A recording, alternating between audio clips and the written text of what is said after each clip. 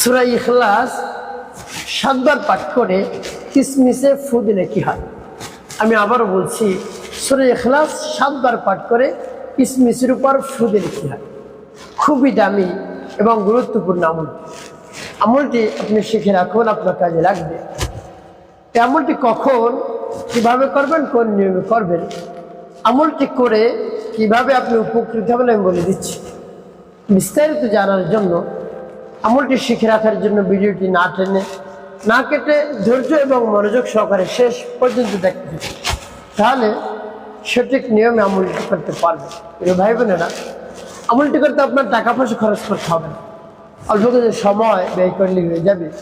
এর ফলাফল দেখে আপনি আনন্দ আত্মহারা হয়ে যাবেন, আপনার চেয়ে আনন্দিত আর কেউ থাকবেন। প্রিয় ভাই বোনেরা, তাই এই আমলটি কীভাবে করতে হয় জেনে নিন। আমি আপনাদেরকে বলে দিচ্ছি শুরুতে কি করবে। আমলটি করার ক্ষেত্রে আপনার কাছে কিছু কিসমিস রাখবেন, একেবারে ফ্রেশ, ভালো মানের ফ্রেশ একেবারে কিসমিস রাখবেন। 100 গ্রাম হোক, 200 গ্রাম হোক, সামনে রাখবেন, রেখে ডেকে রাখবেন। এরপরে উত্তম রূপে পবিত্রতা অর্জন করবেন। উত্তম পোশাক পরিধান করে কিবলামুখী নির্জন একটি জায়গায় আপনি বসবেন। বসে সর্বপ্রথম কি পাঠ করবেন? জীবনের গুনার কথা স্মরণ করে ক্ষমা প্রার্থনা করবেন, হ্যাঁ আল্লাহ, জীবনের সমুদায় গুনাহ খাতাগুলো মাফ করে দিন। যত ধরনের অন্যায় করেছি, ছোট বড়, দিনে রাতে, প্রকাশ্যে গোপনে, সব ধরনের অন্যায় অপরাধ আপনি ক্ষমা করে আমার অন্তরকে পাক পবিত্র বানিয়ে দিন। এভাবে আল্লাহ রাব্বুল আলামিনের কাছে বলবেন। এরপর 3 বার জিকির করবেন, সাল্লাল্লাহু আলাইহি ওয়াসাল্লাম, সাল্লাল্লাহু আলাইহি ওয়াসাল্লাম, সাল্লাল্লাহু আলাইহি ওয়াসাল্লাম। ইস্তিগফার এবং দুরূদ শরীফ যখন পাঠ করা হয়ে যাবে, এরপরে আপনি সেই সূরা পাঠ করবেন। প্রিয় ভাই বোনেরা, সূরাটি এত গুরুত্বপূর্ণ এবং ফজিলতপূর্ণ, আপনি শুনলে অবাক হবেন যে সূরাতুল ইখলাসের এত গুরুত্ব এবং এত ফজিলতপূর্ণ। প্রিয় ভাই বোনেরা, এই সূরা ইখলাস যদি একবার পাঠ করেন, মাত্র একবার, তাহলে আল্লাহ রাব্বুল আলামিন আপনাকে 10 পারা কোরআন শরীফ পড়ার সব দান করবেন। সুবহানাল্লাহ। 10 পারা কোরআন শরীফ পাঠ করতে যারা হাফেজ না, কোরআন মুখস্থ করেনি, তাদের প্রায় 6-7 ঘন্টা সময় লাগবে। আর যারা হাফেজ তাদের একটু কম লাগবে, 3 ঘন্টা লাগতে পারে। তো এভাবে যদি সূরা ইখলাস একবার পাঠ করেন, 10 পারা কোরআন শরীফ পড়ার সব। 2 বার পাঠ করলে 20 পারা, 3 বার পাঠ করলে 30 পারা কোরআন শরীফ পড়ার সব আল্লাহ রাব্বুল আলামিন আপনার আমলনামায় লিখে দিবেন। সুবহানাল্লাহ। এবং অন্য রায়াতে আসছে, যদি কেউ 10 বার পাঠ করে, আল্লাহ রাব্বুল আলামিন তার জন্য জান্নাতের মধ্যে বালাখানা নির্মাণ করবেন, অট্টালিকা নির্মাণ করবেন, প্রাসাদ নির্মাণ করে দিবেন। 10 বার পাঠ করলে, 10 বার পাঠ করতে আপনি ধরে নিন 3 মিনিট সময় লাগবে। আপনি ধরে নিন 3 মিনিট বা 5 মিনিট সর্বোচ্চ ধরলাম, 5 মিনিট সময় লাগবে 10 বার পাঠ করতে সূরা ইখলাস। তাহলে প্রত্যেক 5 মিনিটের মধ্যে জান্নাতের মধ্যে একটি আপনার জন্য বাড়ি হয়ে যাচ্ছে। আপনি দুনিয়ায় বসে জান্নাতের বাড়ি নির্মাণ করছেন। সুবহানাল্লাহ ওয়া বিহামদিহি। প্রিয় ভাই বোনেরা, আরো একটি ঘটনা শুনলে আপনি আশ্চর্য হয়ে যাবেন। আল্লাহ হাবিব সাল্লাল্লাহু আলাইহি ওয়াসাল্লাম একবার মদিনায় একজন ইমাম নিযুক্ত করলেন। তো সেই ইমাম প্রত্যেক রাকাতে সূরাতুল ইখলাস দিয়ে নামাজ আদায় করেন। এরপরে মুসল্লি যারা রয়েছে তাদের অভিযোগ, নবীজি সাল্লাল্লাহু আলাইহি ওয়াসাল্লামের কাছে আসছেন যে, হুজুর, ইয়া রাসূলুল্লাহ সাল্লাল্লাহু আলাইহি ওয়াসাল্লাম, আপনি যে আমাদেরকে ইমাম দিয়েছেন, ইমাম নিয়োগ করেছেন আমাদের জন্য, সেই ইমাম সাহেব প্রত্যেক রাকাতে সূরা ইখলাস পাঠ করে, অন্য কোনো সূরা পাঠ করে। তারপর ইমাম সাহেবকে ডাকা হলো, ডেকে জিজ্ঞেস করলো যে, তুমি কি এই কাজ করো? তখন সেই ইমাম সাহেব বললেন, হ্যাঁ, আমি এভাবেই সূরা ইখলাস পাঠ করি। কেন? সূরা ইখলাস পড়তে আমার ভালো লাগে, আমি সূরা ইখলাসকে মুহাব্বত করি, ভালোবাসি, এই জন্য প্রত্যেক রাকাতে সূরা ইখলাস পাঠ করি। সুবহানাল্লাহ।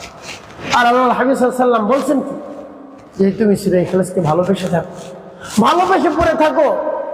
অন্তরে যদি ভালোবাসা থাকে, এই ভালোবাসার কারণে তোমাকে আল্লাহ রাব্বুল আলামিন জান্নাত দান করবেন। সুবহানাল্লাহ।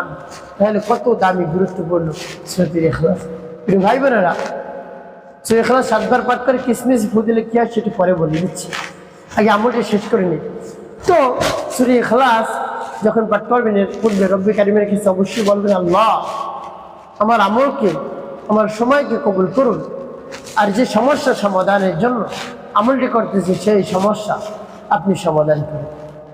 আপনি যদি সমাধান না করেন তাহলে কেউ করতে পারবে না, হে আল্লাহ এভাবে বলে তারপরে সূরা পাঠ করবেন। পাঠ করার পরবর্তী কি করবেন বলে দিচ্ছি। কোন উদ্দেশ্যের জন্য এই কিসমিস পড়লেন বা কিসমিস কিভাবে ব্যবহার করবেন সব কিছু বলে দিচ্ছি। আগে সূরাটি বলে নেই।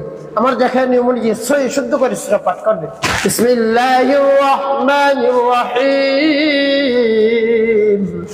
কুল হুয়াল্লাহু আহাদ আল্লাহুস সামাদ لم يلد ولم يولد ولم يكن له كفوا احد। এবার যখন পাঠ করা যাবে কিসমিস শুরু করে তারপর আপনি আবার পাঠ করবেন বিসমিল্লাহির রাহমানির রাহিম। কুল হুয়াল্লাহু আহাদ আল্লাহুস সামাদ لم يلد ولم يولد ولم يكن له كفوا احد। তারপর আপনি মনে দরদ নিয়ে আবার পাঠ করবেন বিসমিল্লাহির রাহমানির রাহিম।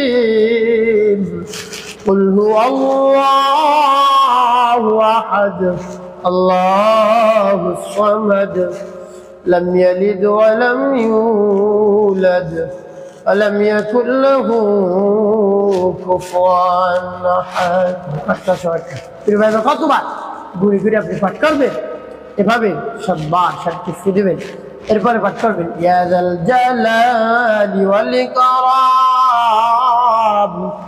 ইয়া যাল জালালি ওয়াল ইকরাম ইয়া যাল জালালি ওয়াল ইকরাম। এভাবে যখন পাঠ করা হয়ে যাবে এরপরে কিছু সর্বশেষ নবীজি সাল্লাল্লাহু আলাইহি ওয়াসাল্লামের মুহাব্বত নিয়ে ভালোবাসা নিয়ে আপনি 5 বার জোরে জোরে পাঠ করবেন আল্লাহুম্মা সাল্লি আলা মুহাম্মাদ ওয়া আলা আলি মুহাম্মাদ কামা সাল্লাইতা আলা ইব্রাহিম ওয়া আলা আলি ইব্রাহিম ইন্নাকা হামিদুম মাজিদ। আল্লাহুম্মা বারিক আলা মুহাম্মাদ ওয়া আলা আলি মুহাম্মাদ কামা বারাকতা আলা ইব্রাহিম ওয়া আলা আলি ইব্রাহিম إنك حميد مجيد। اللهم صل على محمد وعلى آل محمد كما صليت على إبراهيم وعلى آل إبراهيم إنك حميد مجيد। اللهم بارك على محمد وعلى آل محمد كما باركت على إبراهيم وعلى آل إبراهيم إنك حميد مجيد। اللهم صل على محمد وعلى آل محمد كما صليت على إبراهيم وعلى آل إبراهيم إنك حميد مجيد। اللهم بارك على محمد وعلى آل محمد كما باركت على إبراهيم وعلى آل إبراهيم إنك حميد مجيد। اللهم صل على محمد وعلى آل محمد كما صليت على إبراهيم وعلى آل إبراهيم إنك حميد مجيد। اللهم بارك على محمد وعلى آل محمد كما باركت على إبراهيم وعلى آل إبراهيم إنك حميد مجيد। এবার যখন পাঠ করা হয়ে যাবে এরপরে আপনি ফু দিবেন দুটি কিসমিস। প্রিয় ভাই বোনেরা কিসমিস পড়া হয়ে গেল। কি করবেন এই কিসমিস? এই কিসমিস আপনি খাবেন। আপনি সকালে খালি পেটে খাবেনই এবং আরও যে সময় আপনার দরকার হয় সেই সময় আপনি খাবেন। কোন সময় দরকার আমি বলে দিচ্ছি। প্রিয় ভাই বোন আর কেন এই কিসমিস খাবেন আমি বলে দিচ্ছি। প্রিয় ভাই বোন কিসমিস খেলে শারীরিক শক্তি চলে আসবে। শরীরে যত ধরনের দুর্বলতা ছিল সব দুর্বলতা কেটে যাবে। তো প্রিয় ভাই বোনেরা শারীরিক শক্তি আসার কারণে দীর্ঘ সময় আপনি স্ত্রীর সহবাস করতে পারবেন। আপনার শরীরে দুর্বল হওয়ার কারণে স্ত্রীর সামনে গিয়ে আপনি লজ্জিত হয়ে পড়বেন। কোনোভাবেই স্ত্রীর সামনে যেতে পারতেন না। লজ্জা নাই, জানতে হবে স্ত্রী আপনাকে লজ্জা দিত। তারপরে আপনার মনও একেবারে খারাপ হয়ে যেত যে আমি সহবাস করতে পারছি না আমার শারীরিক দুর্বলতার কারণে। এভাবে দুশ্চিন্তার মধ্যে পড়ে যেত। তো দীর্ঘ সময় ধরে আপনি স্ত্রী মিলন করতে পারবেন, স্ত্রীকে তৃপ্তি দিতে পারবেন।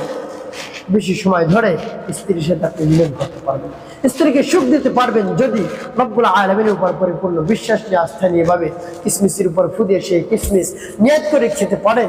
কিসমিস এমনিতেই অনেক শক্তিশালী। আপনি অল্প অল্প করে কিছু কিসমিস খাবেন।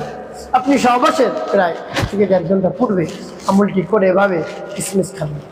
প্রত্যেক দিন যদি আমল করতে পারেন তাহলে তো ভালো, অন্যথায় আপনি কিছু কিসমিস পরে রাখলেন, প্রত্যেক দিন সেটা খাবেন নিয়ত করে দেখবেন শরীরের মধ্যে কি শক্তি চলে আসছে। আর আপনাকে কাজ করতে হবে, 5 ওয়াক্ত নামাজ আদায় করতে হবে। নামাজ কখনো ছাড়া যাবে না, মিথ্যে কথা তো বলাই যাবে না, মানুষকে ক্ষতি করা যাবে না, মানুষের কল্যাণে কাজ করবেন, দেখবেন আপনার সকল সমস্যা আল্লাহ রাব্বুল আলামিন সমাধান করে দিয়েছেন, আপনি একেবারে আনন্দিত হয়ে যাবেন ইনশাআল্লাহ।